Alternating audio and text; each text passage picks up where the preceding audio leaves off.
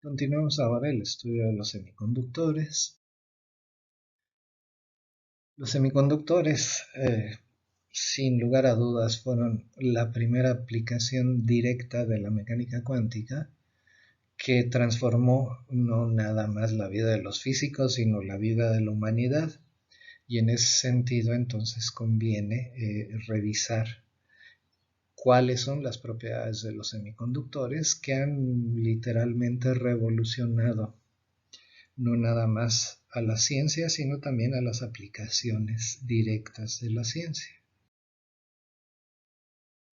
Una de las cosas que ha servido muchísimo ha sido la habilidad que hemos ido adquiriendo, digo, como humanidad, para poder modificar la estructura de bandas y diseñar entonces estructura de bandas de distintos semiconductores. Y entonces vamos a pensar de manera muy simplista, ¿no? Nos fijamos en el semiconductor arseniuro de galio. Tiene un gap de 1.4 electronvolts. Por otro lado, el arseniuro de aluminio tiene un gap de 2.7 electronvolts.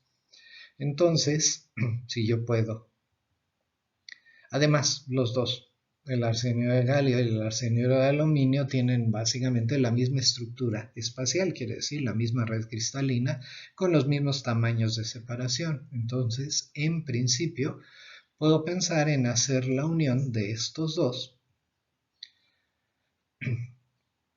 de arseniuro. Entonces puedo formar arseniuro de galio aluminio, donde X me dice la cantidad de aluminio que tengo, y luego entonces 1 menos X es la cantidad de galio. Entonces con esto tendría un compuesto, un semiconductor, donde puedo controlar la brecha, si quieren, y de manera simplista se puede decir que siempre y cuando X sea menor que 0.4, la energía de brecha la puedo escribir entonces así mediante esta expresión, y entonces puedo, haciendo esta aleación, controlar la energía de brecha. No nada más esto, sino que también puedo juntar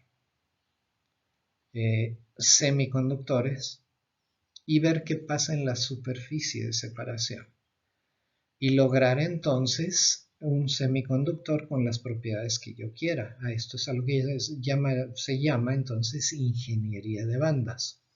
Entonces, por ejemplo, supónganse que pueden hacer esto, y afortunadamente esto se puede hacer de manera extraordinariamente controlada, en donde tienen una capa, la capa inferior, de arseniuro de galio y aluminio con una composición X dada. Entonces tengo la brecha en la parte de abajo, la tengo muy controlada. Bueno, esto se puede hacer de tal manera, la construcción, de que puedo terminar la superficie de esta primera capa, la capa inferior, la puedo terminar de tal manera que sea plana. Esto es, definitivamente termina en una capa monoatómica de lo mismo. Y encima de esta capa monoatómica puedo crecer una capa con el espesor que yo quiera de arsenuro de galio puro. Y encima de esta capa, con el espesor que yo quiero, puedo volver a poner una capa de arseniuro de galio aluminio. Y entonces, si hago esto y grafico en función de z el gap, pues lo que voy a ver es que tengo un gap que yo puedo controlar en función de la posición. Entonces, la brecha va a depender de el punto donde me encuentro a lo largo del eje Z. Y aquí lo que voy a hacer, a final de cuentas, es algo que seguramente en sus primeras clases de mecánica cuántica hicieron algún ejercicio, pero no se dieron cuenta de que esto se podía construir, y puedo hacer con con estas bandas controladas, puedo hacer este sistema que es, a final de cuentas, un pozo de potencial. Y este pozo de potencial lo puedo hacer tanto para electrones en la banda de conducción como para huecos en la banda de valencia. Entonces puedo producir estados confinados en una dimensión. Entonces puedo tener, a final de cuentas, en la dirección XY, si tengo estos planos extendidos o estas superficies extendidas, yo sé que la solución de la ecuación de Schrödinger en el plano XY es una exponencial, es una onda plana, y en la dirección Z me tengo que poner una función que quiero resolver y sé cómo obtener la energía en el plano XY. Es un continuo de energías que está dado por h cuadrada, k cuadrada. Esta k es la k transversal, ¿sí? Entre 2m, donde m es la masa efectiva, más los niveles de energía que me dan la ecuación en z, que es resolver para el pozo de potencial. Entonces, para no complicarnos la vida, si resolvemos para un pozo de paredes infinitas, entonces obtenemos los niveles de energía. Por favor, revisen el sistema de un pozo de potencial con paredes infinitas y van a ver que D es el espesor, entonces, de esta capa de otro material. Y entonces tenemos h cuadrada entre 2m, tenemos niveles de energía que van como n cuadrada y multiplicados por pi entre d al cuadrado también. Y entonces, controlando d, puedo controlar los niveles de energía de este pozo cuántico, ¿sí? Sabiendo la masa efectiva de los electrones o de los huecos. Y entonces lo que puedo hacer es obtener los espectros. Si es un pozo no de paredes infinitas, sino de paredes finitas, ustedes saben bien que se obtienen entonces un número finito de niveles de energía, y estos niveles de energía van a depender, por supuesto, como está puesto aquí, de la masa efectiva, y entonces voy a poder tener estados discretos de electrón a lo largo del eje Z o estados discretos de hueco. Y no nada más es eso, sino que también puedo tener en este escalón atrapados huecos y electrones. Los niveles de energía son diferentes para electrones y huecos, y al mismo tiempo puedo tener los dos, el estado excitado electrónico discreto y el estado de hueco discreto, y entonces puedo tener lo que se conoce como un excitón, que es un par electrón-hueco atrapados en un semiconductor. Este ejercicio lo puedo extender, y entonces la ingeniería, esto es la habilidad de generar estos sistemas, me permite estudiar sistemas cuánticos confinados en el número de dimensiones que a ustedes se les antoje. Puedo tener un gas de Fermi, como lo vimos, que es en 3 dimensiones. Puedo hacer pozos cuánticos, como lo acabo de describir. Puedo también generar alambres cuánticos o puedo generar puntos cuánticos, que entonces me permite estudiar sistemas en 3, 2, 1 o 0 dimensiones en términos del gas de electrones libres. Otra de las aplicaciones importantísimas de semiconductores, y es relativamente fácil de describir y además se encuentra en montonal de lados, es lo que conocemos como la unión PN o NP. Supongamos que tenemos entonces semiconductores con impurezas, un semiconductor dopado con impurezas N, quiere decir se le agregaron electrones, y otro con impurezas P, quiere decir se agregan huecos a la banda de valencia. Entonces, para describir los estados de impureza P, en lugar de describir la falta, voy a describir pues la falta de electrones, o voy a describir a los huecos. Y entonces arriba de esta imagen, lo que estoy es haciendo una representación. Entonces, el semiconductor tipo N lo que tengo es más bien una abundancia de electrones, y en el semiconductor tipo P tengo una abundancia de huecos. ¿Qué pasa si los junto de tal manera que se tenga una superficie de separación más o menos bien definida entre el tipo N y el tipo P? Bueno, si ven, en el de la izquierda hay electrones de más, en el de la derecha hay huecos de más, y entonces cuando los junto va a haber una tendencia de los electrones de moverse de izquierda a derecha hasta llenar los huecos. Sin embargo, esto va a dejar iones en medio, iones además que se oponen a esta movilidad. Entonces, en un primer momento los electrones y huecos se recombinan, dando lugar entonces a una región intermedia donde no va a haber portadores de carga. Acuérdense que los portadores son o los electrones o huecos, que son los ligeros. Los iones no se van a mover. Esto da lugar entonces en medio a una región en donde aparece una carga espacial.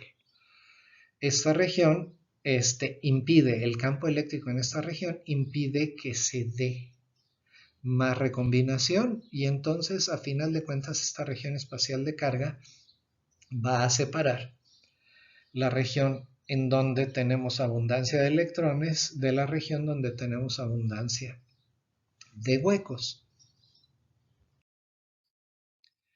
Esto lo podemos describir entonces también en términos de bandas. ¿Cómo se ve la banda en la unión NP? En la parte N, donde hay más electrones, acuérdense que hay electrones en banda de impureza que están debajito de la banda de conducción. Entonces el potencial químico está abajito de la banda de conducción, la mu.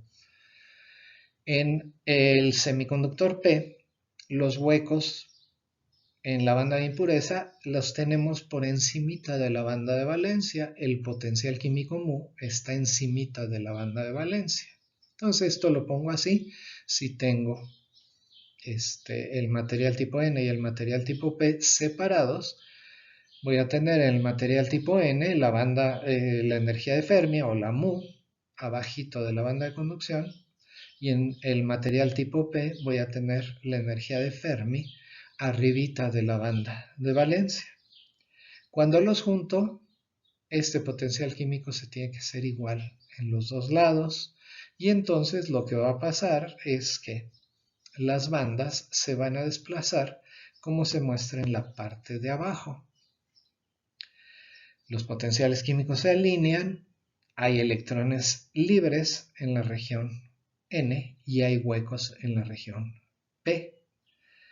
Y si yo quiero mover electrones de la región N a la región P, me va a costar trabajo subirlos por esta colina.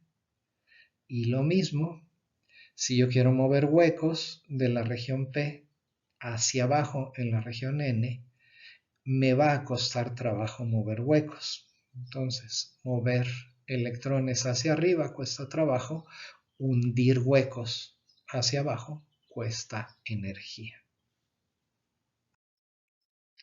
Ahora, si a esta unión NP le agrego una diferencia de potencial, esto es, entonces pongo esta unión NP las conecto con una batería, entonces este voltaje externo, esta diferencia de potencial, va a modificar las posiciones relativas de estas bandas y va a modificar entonces las pendientes de la colina que tiene que subir electrones o la colina que tienen que bajar los huecos. Entonces, por ejemplo, en equilibrio B igual a 0 es el que aparece entonces en la parte B de la gráfica, entonces es lo que acabamos de describir hace un momento. En el momento que tenemos un potencial mayor que 0, aumenta el escalón que los electrones tienen que subir o los huecos tienen que bajar, y entonces va a haber menos portadores. Pero sí, cambia el signo de esta diferencia de potencial, reduzco entonces el tamaño del escalón y hasta puedo hacer que haya un flujo de electrones de N a P y de huecos de P a N. Entonces puedo establecer una corriente si aplico el voltaje de una manera con el signo apropiado. Da lugar entonces a la primera aplicación directa e inmediata de los semiconductores con los rectificadores de corriente o los diodos, ¿sí? Podemos hacer las cuentas cuando quiero mover de electrones o huecos. Tengo que tomar en cuenta la excitación en contra del gap del lado N y del lado P, que tienen que ver entonces por las densidades de estados y factores de Boltzmann. Tiene la expresión de a la menos el gap entre KT. Pero cuando voy en la otra dirección, lo que hago es agregar esta diferencia de potencial que modifica los valores y que a final de cuentas, siendo EB positivo, hace que el gap crezca, o siendo EB negativo, hace que el gap decrezca. Y cuando tomo entonces corriente circulando en una dirección o en la otra, la corriente neta entonces la puedo escribir como una I0. Entonces hagan la suma del término I con flecha a la izquierda y I con flecha a la derecha y factoricen lo que puedan factorizar, y entonces van a ver que tienen una expresión bien simple que tiene que ver con el potencial que aplican. Y grafico esto y obtengo entonces esta curva que aparece a la derecha, que a final de cuentas es el comportamiento de un diodo, ¿sí? Cuando el voltaje es del signo apropiado, produzco entonces una corriente, y cuando aplico el voltaje con el signo equivocado, esto no conduce. Entonces, esto es el principio de funcionamiento de un diodo eléctrico. También puede hacer semiconductores. La unión NP la puedo utilizar como celda solar.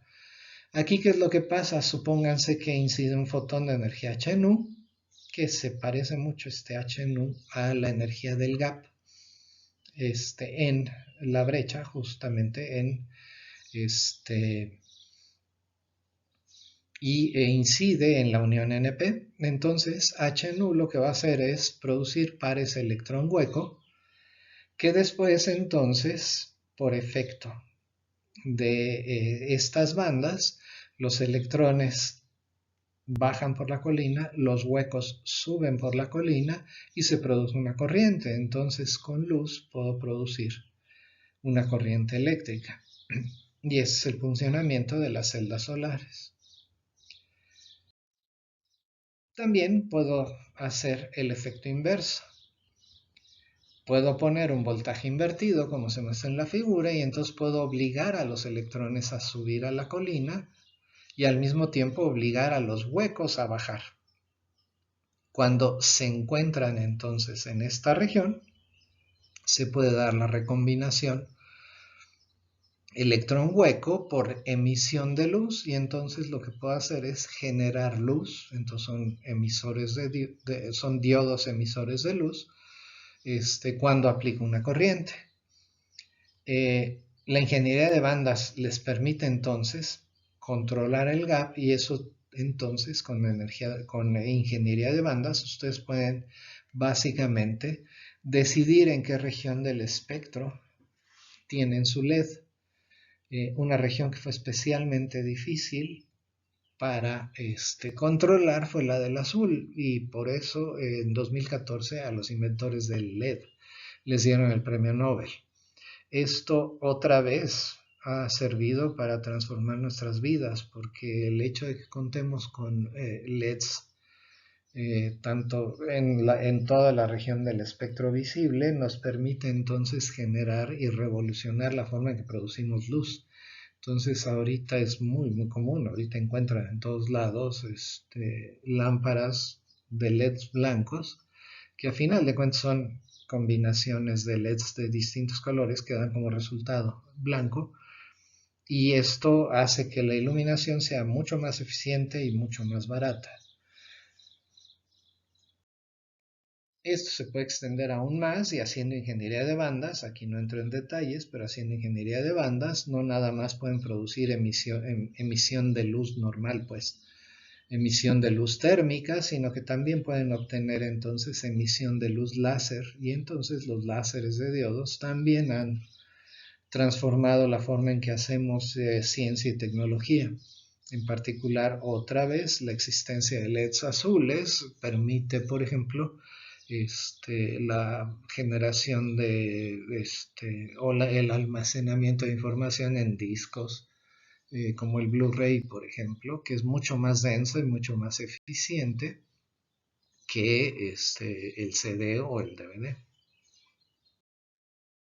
Terminamos la descripción de las aplicaciones de semiconductores con un dispositivo que a final de cuentas es la clave para el funcionamiento de un montón de dispositivos electrónicos, que son los transistores, que son a final de cuentas circuitos en los que yo puedo emplear diferencias de potencial para controlar flujos de corriente. Entonces, el ejemplo que voy a poner aquí es el del MOSFET, que es un tipo de transistor, no quiere decir que sea el único, no quiere decir que sea el mejor, no, en fin, es un ejemplo. Hay un montón de variantes que ustedes pueden consultar y que muy probablemente, de hecho, están utilizando a la hora de ver esta presentación. Su teléfono o su laptop o su tablet seguro tienen montones de estas cosas funcionando. Entonces, el ejemplo específico va a ser un MOSFET N, que se les presenta aquí. El cuerpo es silicio, dopado, de tal manera que es silicio P. Tiene una fuente, un sumidero y una compuerta, como se muestran aquí.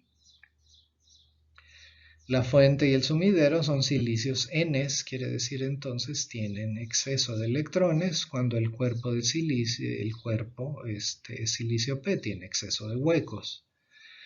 Y la compuerta es un metal que está separado del resto del cuerpo por un óxido, puede ser óxido de silicio. Y bueno, y el cuerpo también entonces está aterrizado. Entonces, cuando no se aplica nada a la compuerta, el sistema está así, y acuérdense que se forma esta región de merma de carga, esta región que aparece en verde, y si yo mido entonces qué pasa entre la fuente y el sumidero, pues no pasa nada porque no hay conducción.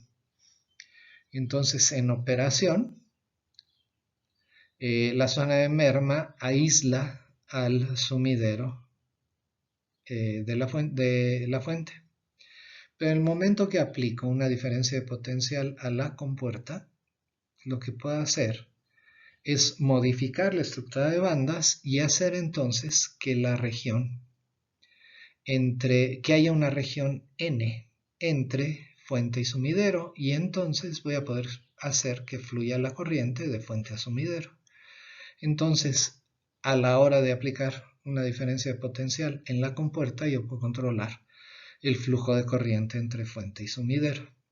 Este es el principio, es un switch, pero es un switch que funciona con voltajes, y esto es la base a final de cuentas de un montonal de aplicaciones que han sido miniaturizadas y que funcionan cada vez mejor, y entonces esto da lugar a la revolución que no para de miniaturización de la electrónica.